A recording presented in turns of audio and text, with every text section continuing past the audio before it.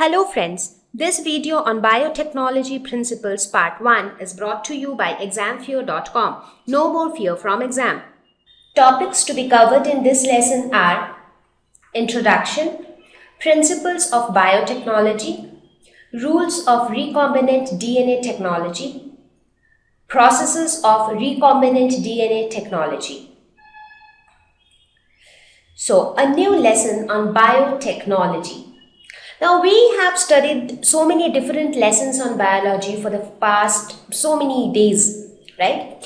We spoke about the different life processes. We spoke about the different living organisms which exist on Earth. We spoke about plants, animals. We even talked about genetics, where we saw that how important genes are, how characters or traits get inherited from one generation to the next. So we have learned quite a few things in biology. Now we are going to talk about something which is a combination of biology and technology. Now, what are we going to study in biotechnology? That might be a very obvious question in each of your mind. So whenever we have the word bio, it means life. So it is going to deal with living organisms again because you have bio. And when we say technology, that means it is going to talk about the advanced technology which is being used in relation to living organisms. That is how living organisms are going to be utilized for something which is going to be, you can say, better for human beings, because this entire technology have been brought into picture by human beings. Now, why will humans bring this into scene when it is going to benefit them? Because as you know, humans are all selfish people. They do a lot of things for themselves. So in order that things benefit them, so for that purpose they have merged biology, that is living organisms, with technology. Now here we will see that what can happen when you try to mix and match the traits of different living organisms, and in order to do that you need technology. When I say technology, I mean in terms of the equipments that is required, in terms of the laboratories that are required, because there are so many things which need very specific environment to take place. So all those facilities need to be provided from the technology part. So here we are going to talk about biotechnology. Now this entire field is a very vast field as well as a very upcoming field where a lot of research is still going on.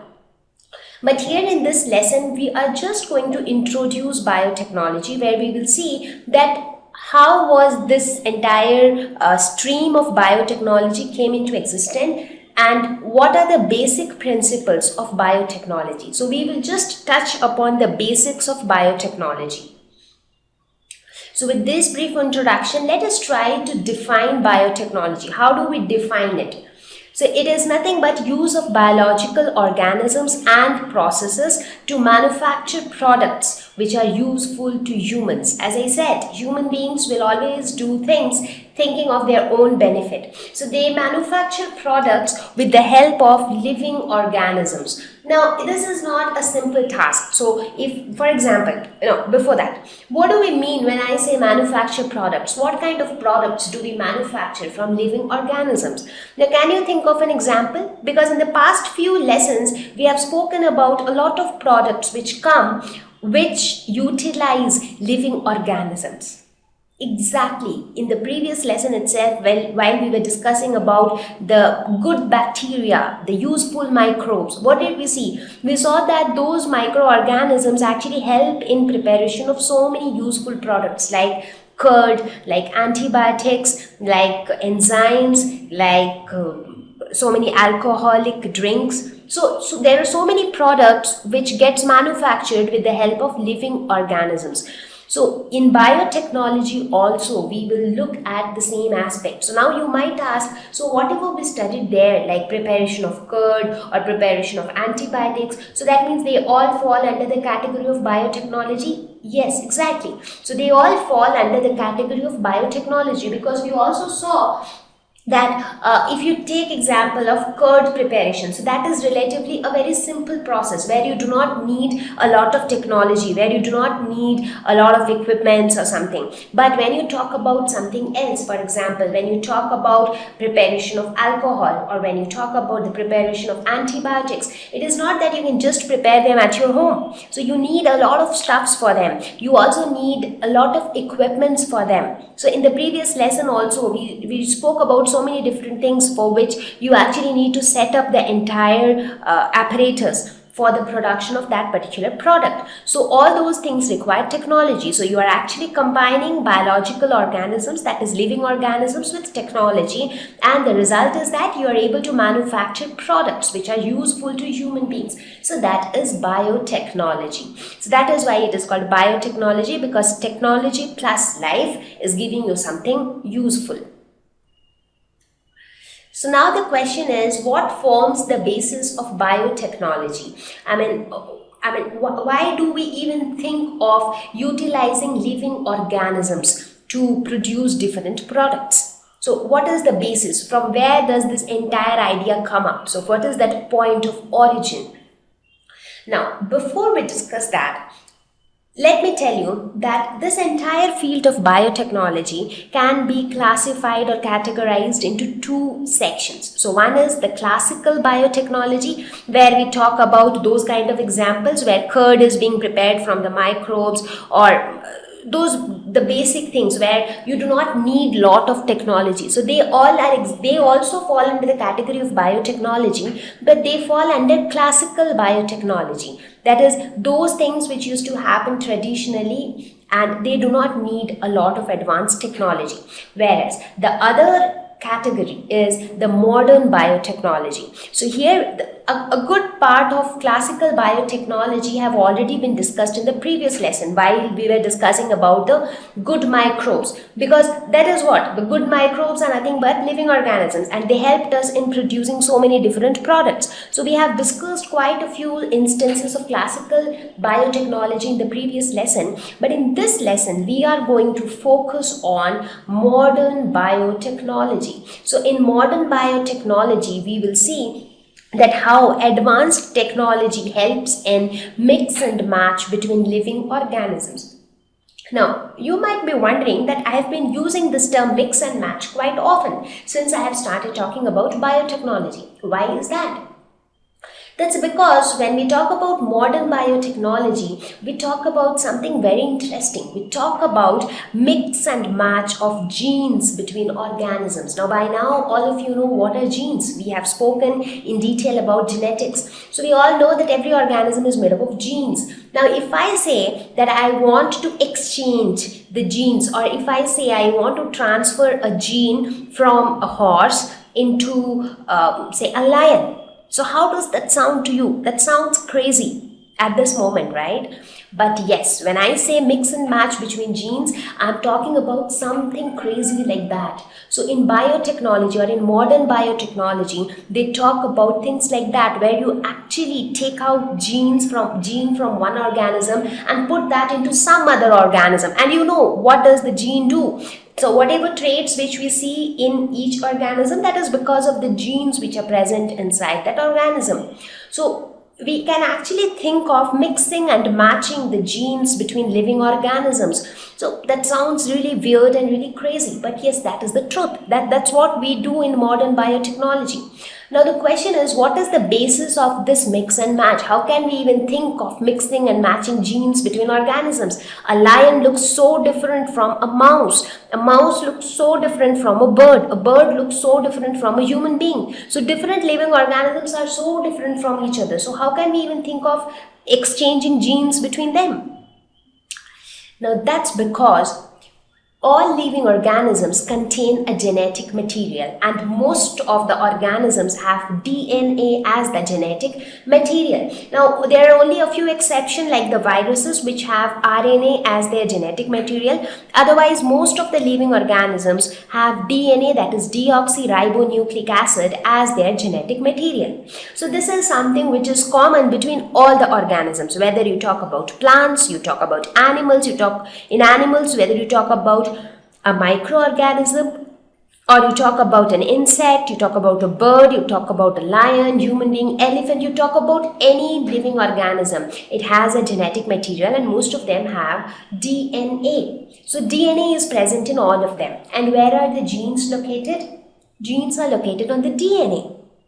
Right? So you think of any organism, think of yourself. So our body is made up of a huge number of cells like this. When you look at each of the cell in more detail, so each of the cell contains what? It contains a nucleus. So this is the nucleus. So when you magnify the nucleus, so this is how the nucleus look like. So the nucleus has the nucleolus. So here you have the central dense region is the nucleolus. And what are these? Red thin thread-like structures. So they are the chromatin threads. And these chromatin threads later they condense to form the chromosome. So this structure, the egg-shaped structure which you see here, this is nothing but the chromosome. And each of these chromosomes, on the chromosomes are located the genes. So the yellow colored structure which you see, they are genes. Now what is present inside the chromosome? Inside the chromosome, you have the genetic material, and the genetic material is DNA, which is deoxyribonucleic acid,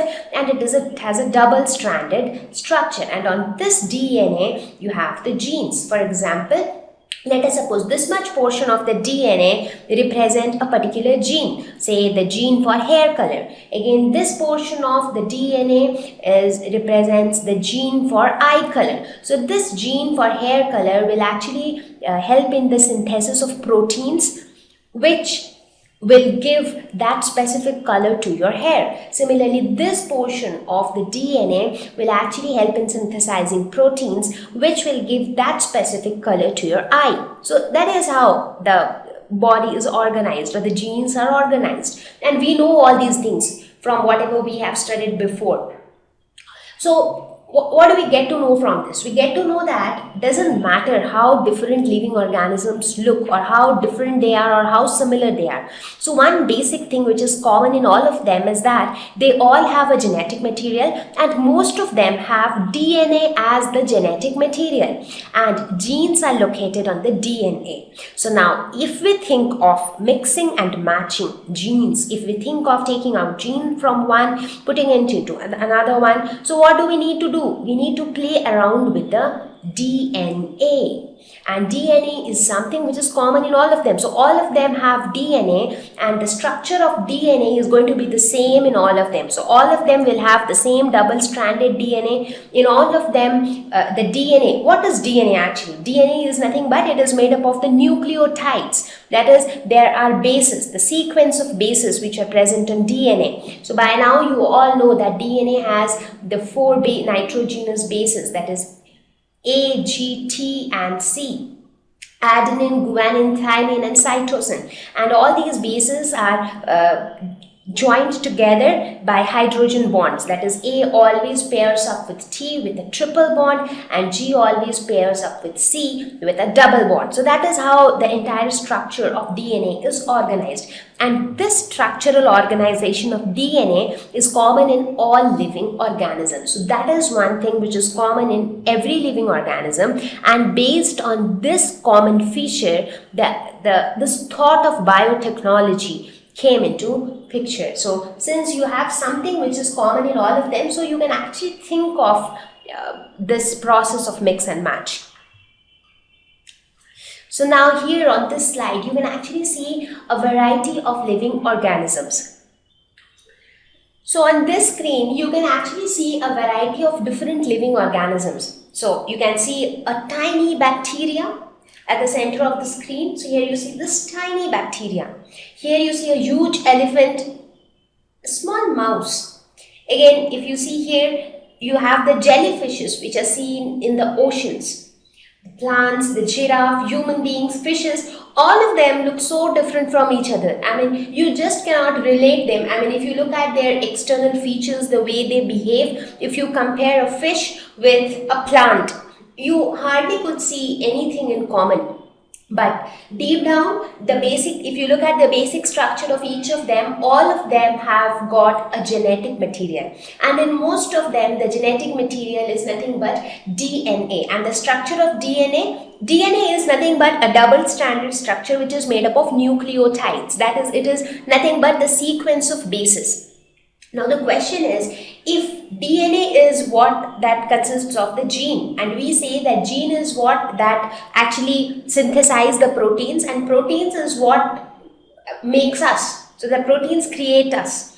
So now if all of us are made up of DNA, then why do we look so different? Why do different living organisms look so different?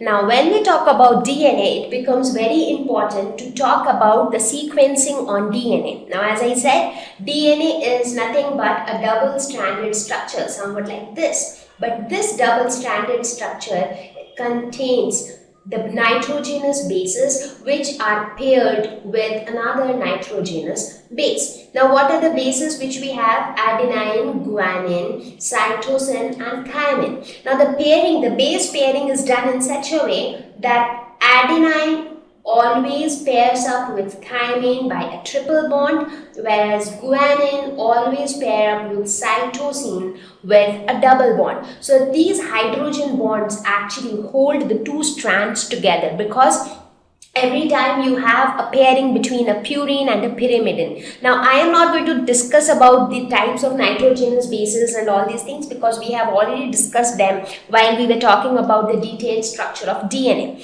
So now, this sequence of bases are different in different organisms, and due to this difference in sequences, different organisms look different, because as soon as the sequence changes, what happens? The proteins which will get synthesized, that also changes. Now, when the proteins which are being synthesized changes, so what happens? The look and feel and the structure, behavior, everything of that organism also changes. So that is how different organisms are different. Okay, so now the question is again of the same thing. Why do we talk about mix and match of genes, and what do we mean by that? Now let us suppose there are certain features which are present in a giraffe but which is not present in, for example, say a mouse. Let us say giraffe, they have got a long neck, but in case of human beings or mouse, they do not have a long neck. So what creates that long neck? That is because of some of the proteins which get synthesized for that long neck. So who gives the signal, or who gives the indication for the synthesis of that proteins? Genes. So now if I say that I want to extract the genes which are responsible for long neck in giraffe, and I want to put those genes inside a mouse, and then I expect that the mouse will also have a long neck. So is that possible? It is a very common thing that yes, if a gene which is responsible for creating proteins for long neck is present inside a mouse, then obviously the mouse is going to have a long neck, because after all, the entire structure or the entire structure and behavior of a mouse is all because of the proteins, and the proteins are all because of the genes. So the type of genes which are present inside a mouse decides how the mouse would be. So if we have a gene which is responsible for long neck and that is present inside a mouse, then yes, of course, the mouse will have a long neck. Now the challenging question is it possible, or how is it possible to extract a gene from one animal and put it inside another animal? So that is the challenging part, which needs a lot of engineering, which needs a lot of advanced technology, and that is where biotechnology comes into picture. So that is what we are going to talk about in this lesson. So now you see, something which was sounding weird and crazy some time back will turn out to be something which is extremely interesting and challenging, and it is of course possible. Thank you. Please visit www.examfeo.com to watch more educational videos with a better experience. Please do not forget to like and subscribe to our YouTube channel for latest updates. Thank you once again.